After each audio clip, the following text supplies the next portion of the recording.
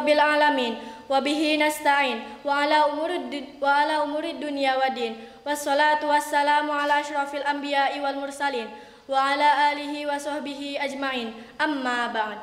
Wahai pecinta Al-Qur'an yang dirahmati oleh Allah Subhanahu wa taala. Albert Einstein, seorang ilmuwan terbesar abad ke-20, menyatakan, "Religion without science is lame, and science without religion is blind." Agama tanpa ilmu adalah pincang, dan ilmu tanpa agama adalah buta. Kalimat ini menunjukkan bahwa agama tidak hanya mendorong studi ilmiah, tapi juga menjadikan riset ilmiah yang konklusif dan tepat guna. Karena didukung oleh kebenaran yang diungkapkan melalui agama. Alasannya adalah karena agama merupakan sumber tunggal yang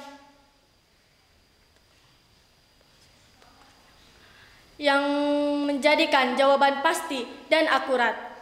Selain daripada itu, kalimat ini juga menunjukkan bahwa ilmu pengetahuan tanpa panduan agama tidak dapat berjalan dengan benar, tetapi justru membuang banyak waktu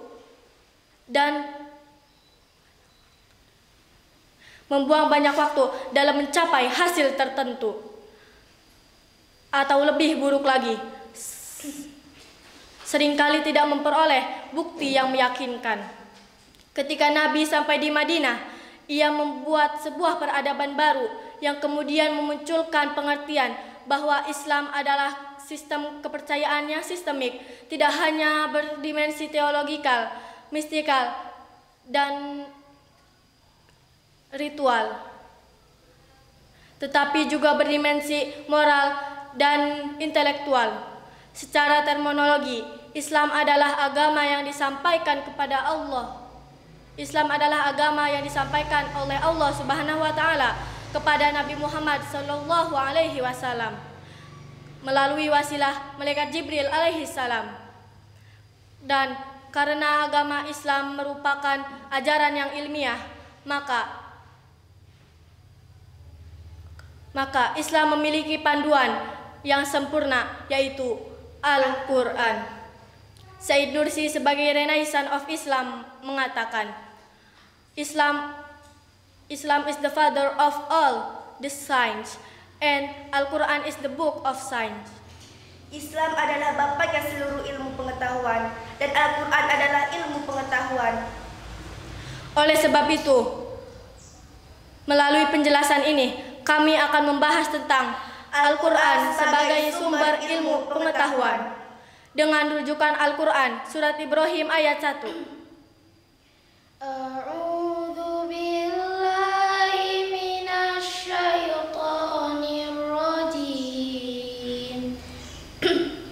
Bismillahirrahmanirrahim. Alif Lam Ra. Kitabun anzalnahu ilaika litukhrijan nas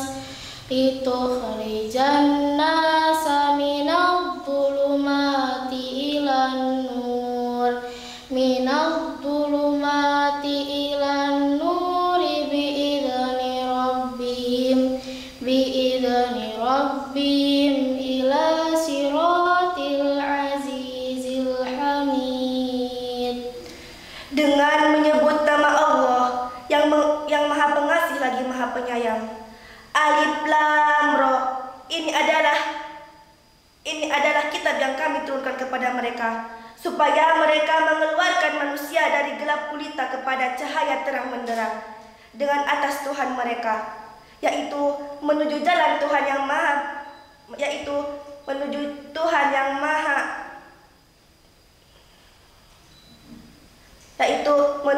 yang maha terpuji lagi maha tersayang. Surat Ibrahim ayat 1.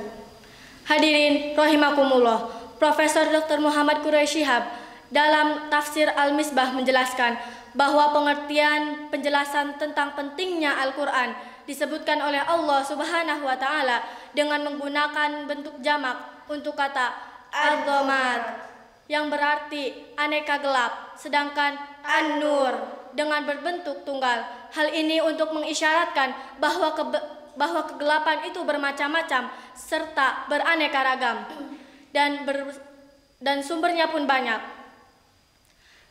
Malik bin Nabi di dalam kitabnya Intaj al-Mustasyrikin wa Atsaruhu fi al-Firi al-Hadis menulis, ilmu pengetahuan adalah